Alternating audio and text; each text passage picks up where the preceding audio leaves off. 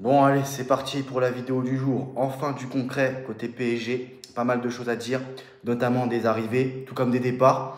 On va commencer par contre avec cette liste de Ballon d'Or. Voilà, là, les 30 nominés pour le Ballon d'Or. J'ai plus de 12 ans pour parler de Ballon d'Or, mais je vais faire ça pour vous, vu que vous aimez bien ça. Bon, après, moi, j'ai pas 12 ans pour parler de ça. Déjà, Jude Bellingham n'a rien à foutre là-dedans. Désiré Doué, ouais, il est dedans. Donnarumma, oui. Ousmane Dembélé, bon, tous les joueurs du PSG, voilà. Mais il manque Barcola, il manque Pacho, et ça, c'est un énorme scandale. Victor Gyökeres, ok. Erling Haaland, il est dans la liste parce qu'il s'appelle Erling Haaland. Pareil pour Kylian Mbappé, le dictateur français, il est dans cette liste parce qu'il s'appelle Kylian Mbappé. Declan Rice est dans cette liste juste parce qu'il a marqué deux coups francs contre le Real Madrid. Sinon, je pense qu'il n'était pas dans cette liste.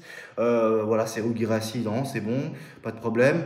Denzel Dumfries, bon, il a marqué 2-3 buts contre le Barça, donc forcément, il va être dans cette liste du Ballon d'Or. Il a fait finaliste de Ligue des Champions. McAllister, ok. Les joueurs de Liverpool, ok, c'est pas volé. Tous les joueurs de Liverpool, c'est pas volé par contre. Peut-être que j'aurais mis Pacho à la place de Virgil van Dijk, mais voilà, c'est la même chose. Pacho pouvait très bien remplacer Kylian Mbappé. Il pouvait très bien remplacer Erling Haaland. Il pouvait très bien remplacer Cole Palmer qui n'a rien à foutre là-dedans. Voilà, pareil pour Declan Rice. Vinicius Junior n'a rien à foutre là-dedans aussi. Barcola aurait dû prendre la place de Vinicius Junior. Florian Wirtz non plus n'a rien à faire dans cette liste. Donc il y a plein de joueurs qui n'ont rien à faire dans cette liste. Harry Kane n'a rien à foutre dans cette liste non plus. Donc il y a pas mal d'intrus qui sont dans cette liste qui ont volé la place de certains qui devaient être là. Mais chaque année c'est comme ça, le Ballon d'Or fait scandale, fait parler. Voilà, des joueurs qui doivent être là ne sont pas là. Des joueurs qui doivent la gagner ne la gagnent pas. Des joueurs qui ne sont pas censés être là, ils sont là. Des joueurs qui ne sont pas censés gagner le Ballon d'Or, ils viennent, ils prennent le Ballon d'Or, ils volent le Ballon d'Or aux autres. C'est pas nouveau. C'est pour ça que moi je m'en fous complètement du Ballon d'Or et que voilà, j'ai plus de 12 ans pour donner de l'importance à ce truc-là. Mais je voulais quand même en parler. Voilà, c'est tout. Parce que c'est quelque chose qui fait parler dans le monde du football. Voilà. Sinon, confirmation pour l'équipe, hein, la transaction se rapproche à plus de 55 millions d'euros avec des bonus pour Lucas Chevalier au PSG, donc c'est complètement incroyable. Non seulement tu fais venir Lucas Chevalier à la place de Donnarumma, le gardien qui t'a fait gagner la Ligue des Champions, mais en plus il te coûte une blinde, plus de 55 millions d'euros. Ah oui, là tu les mets les 55 millions d'euros pour Lucas Chevalier. Mais par contre, cette grosse merde de Luis Campos ne voulait pas mettre de l'argent pour Lia Zabarni, hein. Il a fait poireauter 2 mois le dossier alors qu'il aurait pu t'aider pour cette Coupe du Monde des clubs. Et être là, mais bon, voilà, il y a une préparation avec Bournemouth. Bournemouth cherchait son remplaçant. Il sera là pour la Super Coupe d'Europe. Yaza Barnier et Lucas Chevalier, ils seront là pour les deux. Donc, ils joueront mercredi face à Tottenham.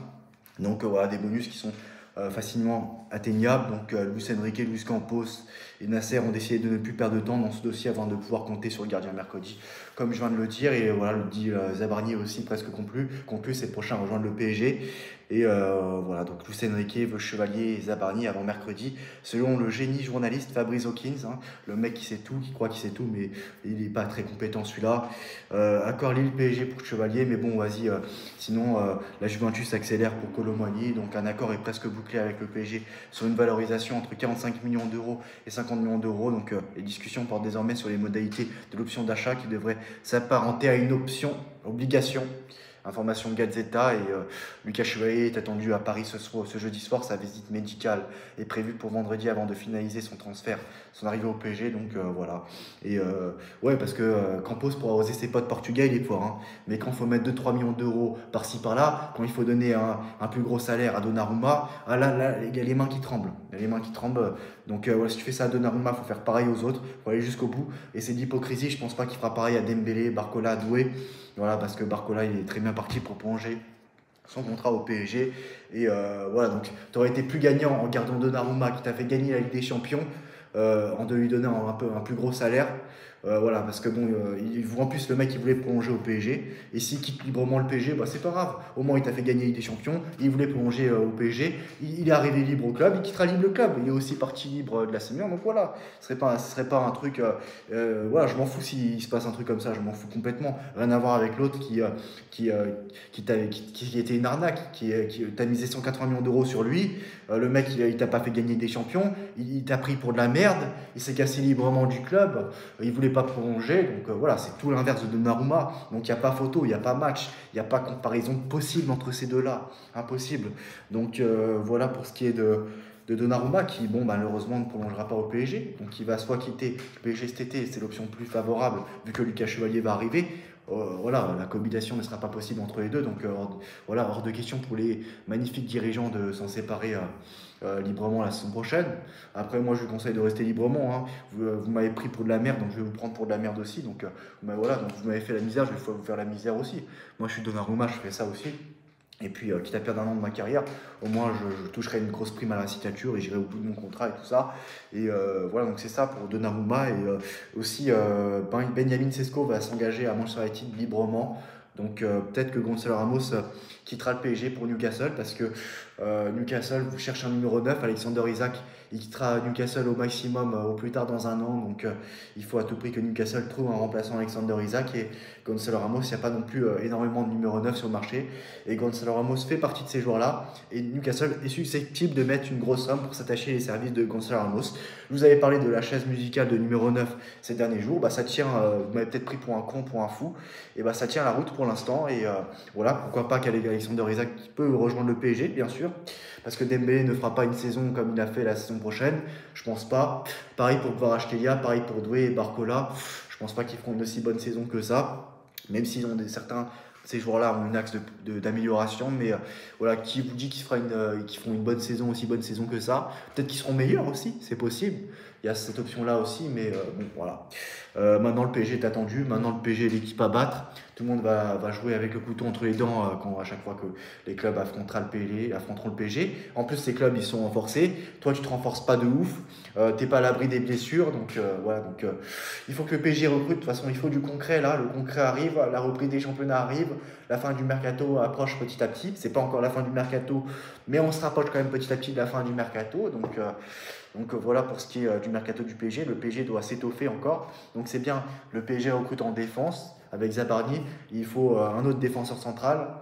Parce que bon, je pense pas que tu vas recruter sur les postes de latéraux. Donc quand il n'y aura pas Hakimi, tu peux mettre Marquinhos et tu peux aligner, faire une défense à 3, mettre Marquinhos et Zabarni en même temps, Pacho, tout ça, les trois. Donc je sais pas, Marquinhos qui jouera sur le poste d'aile droit, allié latéral droit, donc ça va être compliqué. Ou Joao Neves ou Rennes Emery, ça va être très compliqué. Luis Campos a préféré doubler le salaire, avoir Rennes Emery, tripler son salaire au lieu de recruter Bellingham parce qu'il y avait Rennes Emery. Il s'est foiré complètement dans le dossier formation de Chono. Il s'est fait avoir voilà, il s'est fait battre par le Real Madrid. Le dossier Hakim Ziyech, où c'était complètement de l'amateurisme dans le dernier jour du mercato hivernal de janvier 2023. 2023. Donc voilà, Luis Campos a fait plus de mal au PSG qu'autre chose. En plus, il était en même temps Celta Vigo qu'au PSG. Voilà, donc le mec, il t'a fait venir Christophe Galtier. Donc voilà, même si, voilà, donc c'est complètement. Et voilà, et y en a qui lèchent la merde de Luis Campos, qui avalent la merde de Luis Campos, ils se mettent à genoux pour lui. Donc c'est leur problème, s'ils sont des bisounours. Si le peu qu'ils ont, ça les satisfait, tant mieux, hein, tant mieux pour eux. Mais il faut être exigeant, il faut tout le temps vouloir la gagne, la gagne, la gagne, la gagne. Et puis voilà, s'il y a d'autres informations, je reviendrai vers toi, vers vous. Et je pense qu'il y a d'autres informations ou pas, mais le mieux c'est d'attendre demain parce que c'est toujours les mêmes joueurs qui sont annoncés. Donc voilà. Vous connaissez mon point de vue concernant le Ballon d'Or et les news du jour côté mercato du PSG. Et voilà pour aujourd'hui. Luis Campos, plus de flop que le top. Tout est là, vous voyez. De toute façon, voilà, Luis Campos préfère donner 55 millions d'euros à Lille et à son agent préféré, ami portugais, Jorge Mendes, voilà, des commissions, tout ça, 55 millions d'euros, voilà, parfait. Voilà, pour arroser ses potes, il est fort, 55 millions d'euros, plutôt que de donner un salaire de plus de quelques millions d'euros de plus à Donnarumma. Donc voilà, bah c'est ça. Tu serais plus gagnant en faisant ça, mais non. Le mec, il t'a fait gagner les champions, mais tu le considères comme une merde. Bah voilà, il vous arrivera que de la merde maintenant.